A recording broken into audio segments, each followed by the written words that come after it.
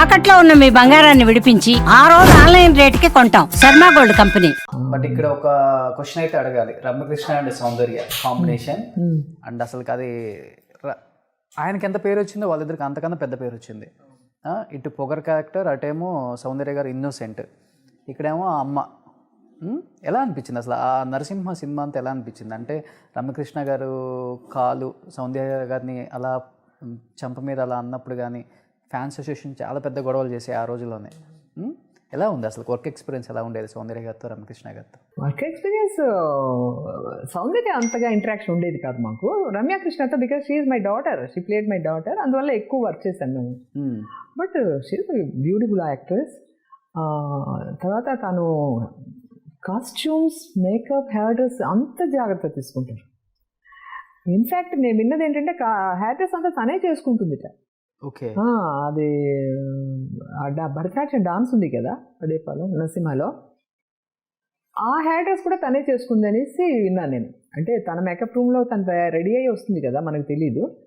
But అంత difficult ఉన్న hair dress కూడా తను ఎలా చేసుకుంటుంది అనేది నాకు అర్థం కాలేదు. షీ ప్రెజెంట్స్ హర్ సెల్ఫ్, చాలా బాగా ప్రజెంట్ చేసుకుంటారు తను. అది మెచ్చుకోవాల్సిన విషయం కదా.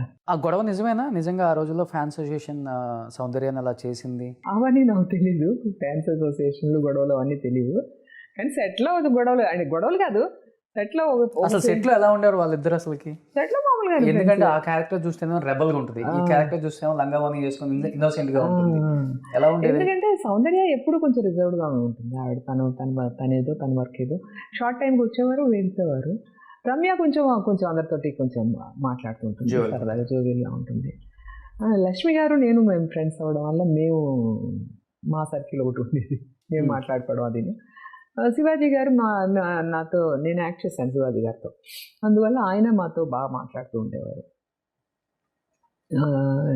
ఒక సీన్లో మాత్రం గులాబీ పువ్వు కోసుకుని ఆవిడ తలలో పెట్టుకుంటుంది.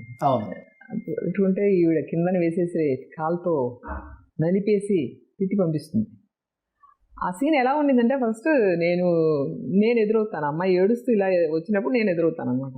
వచ్చినప్పుడు ఈ ఇంట్లో నువ్వు ఎలాంటి పని మనిషివో, నేను కూడా అంతేనమ్మా, నేను కూడా ఒక పని మనిషిని అన్నట్టుగా ఏదో డైలాగ్ ఉండిందనమాట. అది డైలాగ్ మేము చెప్తూ ఉంటే వెనకాల నుంచి ఒక పెద్ద పక్కపక్క నవ్వు. రజని నవ్వుతున్నారు. ఎందుకు? ఏ పని మనుషులు అంటే వీళ్ళు పని మనుషులు, ఇంత అందమైన పని మనుషులు ఎవరికైనా ఉంటారా అట్లా అని చెప్పేసి పెద్దగా నవ్వుతున్నాడు అనమాట. ఓకే, అప్పుడు రవికుమార్ గారు వెంటనే ఆ డైలాగ్ మార్చారు. ఆ ఆడియన్స్ కూడా ఇలా అన్నారంటే అది కామెడీ అయిపోతుంది ఆ సీను అని చెప్పేసి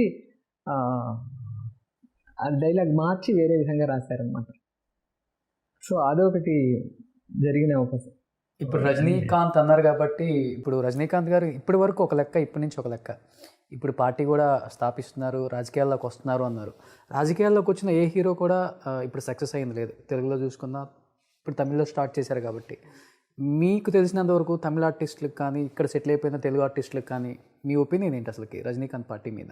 నేను ముఖ్యంగా చెప్పాల్సింది ఏంటంటే, నాకు పాలిటిక్స్ అంటేనే ఇష్టం ఉండదు, అస్సలు ఇష్టం ఉండదు. పొలిటీషియన్స్, పాలిటిక్స్ అనేది అస్సలు ఇష్టం ఉండదు. I don't want to talk about politics. నాకు ఎంత క్లోజ్గా యాక్ట్ చేసిన రజనీ, కమల్ సినిమా పాలిటిక్స్లోకి రావడం నిజంగా నాకు దానికి పెద్ద ఇష్టం లేదు. అది నేను చెప్తే తప్పుగా ఉంటుంది. ఒక్కొక్కరు చెప్తారు, అయ్యో ఆయన ఇలా పెద్ద ముందుకు వచ్చేస్తారు, పెద్ద ఆయన ఇలాంటి ఐడియాలజీ, ఈయన ఇలాంటి ఐడియాలజీ, అలాగా పొగుడతారు. నాకు పొగడాల్సిన అవసరం లేదు. నాకెందుకో వాళ్ళు పాలిటిక్స్ రావడం నాకు ఇష్టపడలేదు. Okay, I don't like it. ఇప్పుడు కనపడితే చెప్పండి. అయితే ఎక్కడ కనిపిస్తారు వాళ్ళు? ఏదో ఒక ఉంటాయి కదా మీకు ఫంక్షన్స్, ఇక్కడ వల్ల ఏమి ఫంక్షన్ లేవు, ఏం లేవు.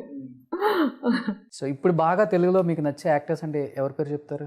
తెలుగులో నాని పిక్చర్స్ ఇష్టం. టు బీ ఫ్రాంక్, ఆర్టిస్టుల కంటే నాకు పిక్చర్ బాగుంటే లైక్ చేస్తాను. నానిలో ఏం నచ్చింది? నాని పిక్చర్స్ అన్నీ నచ్చుతాయి, ఎందుకంటే down to earth. Mahesh Babu అని చెప్పారు. మహేష్ బాబు ఇష్టమే. మహేష్ బాబు పిక్చర్స్ కొన్ని చూశాను కదా, ఆ ఒక్కడు ఏదో ఉన్నాయి కదా చాలా. ఒక్కడు ఎప్పుడో జమానా. అవును, ఈ మధ్య చూసిన పిక్చర్స్ పెద్దగా ఇంట్రెస్ట్ చేయలేదు, కానీ అప్పటి పిక్చర్స్ అన్ని చాలా బాగుండేవి. ఓకే, తర్వాత ఈయన అల్లు అర్జున్ సూపర్ ఆర్టిస్ట్ అయ్యా. నాకు ఇష్టం అబ్బాయి dancing, performance and the way he takes his character చాలా బాగుంటుంది. నాకు చాలా ఇష్టం. ఇంకా జూనియర్ ఎన్టీఆర్, ఆయన కూడా నచ్చుతుంది. ఇప్పుడు ఈ ముగ్గురుతో మీకు ఆఫర్ వస్తే ఎలాంటి రోల్స్ చేస్తారు? అమ్మమ్మ ఏది ఇచ్చినా చేస్తాను. హీరోయిన్ ఇచ్చినా చేస్తారా? హీరోయిన్ ఇస్తారా? చేస్తాను.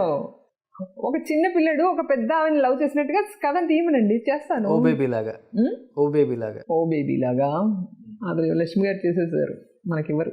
సో ఐ థింక్ మీరు ఇప్పుడు వస్తే మళ్ళీ థర్డ్ ఇన్నింగ్స్ అవుతుంది, అంతే కదా? ఎస్. సో ఇప్పటికి మీరైతే ఇంట్రెస్ట్గా ఉన్నారు తెలుగు మూవీస్లో యాక్ట్ చేయడానికి. డెఫినెట్లీ. బట్ తెలుగు ఇండస్ట్రీ మిమ్మల్ని కొంచెం మర్చిపోయింది అనుకోవచ్చు. అండ్ ముఖ్యంగా నేను తెలుగు ఇండస్ట్రీలో మళ్ళీ తెలుగు పిక్చర్స్ అవి చేయాలనుకుంటున్నది కారణం ఏంటంటే, ఆంధ్రాలో తెలంగాణలో నాకున్న రిలేటివ్స్ అండ్ ఫ్రెండ్స్, ఓకే, వాళ్ళ కోసం నేను చేయాలనుకుంటున్నాను. ఎందుకంటే వాళ్ళందరూ అడుగుతుంటారు, నువ్వు తెలుగులో ఎందుకు యాక్ట్ చేయవు అని అడుగుతుంటారు. నేను యాక్ట్ చెయ్యను అని ఎవరికి చెప్పలేదమ్మా, నాకు ఛాన్సెస్ వస్తే తప్పకుండా చేస్తాను అని చెప్పేసి. వాళ్ళ కోసం ఆంధ్రాలో చాలామంది నాకు ఫ్రెండ్స్ ఉన్నారు, ఫ్యాన్స్ ఉన్నారు, రిలేటివ్స్ ఉన్నారు. సో వాళ్ళందరి కోసం నాకు తెలుగు పిక్చర్స్ చేయాలండి. ఒకసారి ఇప్పుడున్న డైరెక్టర్స్ని ఇప్పుడు అట్లా లేదు, తెలుగు ఇండస్ట్రీ ఎట్లా అయిపోయింది, డైలీ వెళ్ళాలి, అడగాలి, తిరగాలి, అవన్నీ మళ్ళీ వాళ్ళు కాదు. నిజంగా the day one from the beginning ఫస్ట్లో ఈ ఫొటోస్ ఏమన్నా ఇవ్వండి అన్నప్పుడు పంపించేవాడు. ఇప్పుడు కూడా కొన్ని మీ గెటప్ ఎలా ఉంటుందో చూడాలి, ఈ మధ్య యాక్టర్స్ని ఏమైనా పంపించండి, మీరు ఎలా ఉన్నారు ఇప్పుడు, ప్రజెంట్ లుక్స్ ఎలా ఉన్నాయి అని ఫొటోస్ పంపిస్తాను. అంతే తప్పించి వాళ్ళకి ఫోన్లు చేయడం, వాళ్ళ ఇళ్ళకి వెళ్ళటం, అడగటం అలాంటి పద్ధతి లేదు. అది ఒక కారణం అయిందొచ్చయ్యా నేను ఎక్కువ పిక్చర్స్ చేయకపోవడానికి కారణం. ఇండస్ట్రీకి వచ్చి సత్యప్రియ గారు ఎంత సంపాదించారంటే ఏం చెప్తారంటే? నేను అందరి అభిమానాన్ని సంపాదించాను. ముఖ్యంగా ఇది అందరూ సంపాదిస్తారు, నేను సంపాదించాను. లేదు, నువ్వు అభిమానం సంపాదించావు, నువ్వు లక్షలు క్రోర్స్ సంపాదించవచ్చు, నేను అంత సంపాదించలేదు. Whatever I earned before marriage, after marriage లో నా ఫ్యామిలీని కాపాడుకున్నాను, నా పిల్లల్ని పెద్దవాళ్ళు చేశాను, పిల్లల్ని చదివించాను, నా కోసం ఒక ఇల్లు కట్టుకున్నాను, అంతే. ఒక ఇల్లు, ఇలాంటి ఇల్లు ఒక 10? ఇదొక్కటే ఇల్లు. ఓకే, ఇదొక్కటే ఇల్లు. ఏం చేస్తున్నారు పిల్లలు ఇప్పుడు? బాబేమో software engineer, he's in US job చేస్తున్నారు అక్కడ. అమ్మాయి ఏమో architect. Oh super. She married a software engineer. వాళ్ళు లండన్లో ఉంటున్నారు. వర్చుసాలో వైస్ ప్రెసిడెంట్గా ఉన్నారు ఆల్రెడీ. తను వర్క్ చేసేది, ఆన్లైన్లో వర్క్ చేసేది, వర్క్ ఫ్రమ్ హోమ్ లాగా. బట్ పిల్లలు ఇప్పుడు స్కూల్కి వెళ్ళే ఏజ్లో ఉండడం వల్ల పిల్లల్ని గమనించలేకపోవడం కారణంగా తను జాబ్ వదిలేసింది. Now she is a house wife. Family అంతా సెటిల్? Well settle. మీరు వెల్ సెటిల్? నాకు చాలు, నాకు ఎక్కువ ఆశలు లేవు. ఏం కావాలి మనకి? నాకు పెద్ద బిఎండబ్ల్యూలు, ఇంకోటి ఏంటో ఉంది, పెద్ద పెద్ద కార్లు, అలాంటి కార్లన్నీ పెట్టుకోవచ్చు. ఇప్పుడు చాలామంది ఆర్టిస్టులు లోన్లు తీసుకుని చేసుకుంటారు. నాకు అవి ఇంట్రెస్ట్ లేదు. What is comfortable for me? నాకు చిన్న కారు చాలు. మారుతి ఇగ్నిస్ ఉంది, నేను డ్రైవ్ చేసుకుంటాను. ఆ కారు ఒకటి ఉంది, ఇల్లు ఉంది. ఏం తింటాను నేను? ఏజ్లో మనం ఏం తింటాం? అన్నం కూడా తినలేను నేను. ఓకే, చపాతీలు, గోధుమ అన్నం, మిల్లెట్స్ ఇవే కదా తింటున్నాం. ఫ్రూట్స్ తింటాం తప్పించి ఇంకేం తినగలం? బంగారం తినలేం, వెండి తినలేం. అండ్ మా పిల్లలు నా గురించి ఏమీ ఎక్స్పెక్ట్ చేయట్లేదు. వాళ్ళు అనేది ఏంటంటే, యూ బీ కంఫర్టబుల్ మమ్మీ, నీకు సంతోషం ఏది కలిగిస్తుందో నీకు ఫ్రెండ్స్తో వెళ్ళు, దేశాలు చూడు, ఊర్లు చూడు, నీకు ఏం కావాలనుకుంటే అది చేసుకో, అంతే తప్పించి మా కోసం నువ్వేమీ సంపాదించి పెట్టక్కర్లేదు అనే ధైర్యం చెప్పగలిగాను పిల్లలు, నా పిల్లలు. So I'm comfortable. సూపర్. అయితే సుమన్ టీవీలో మీ పర్సనల్ అండ్ బిజినెస్ ప్రమోషన్స్ కోసం కింది నెంబర్కి కాంటాక్ట్ చేయండి.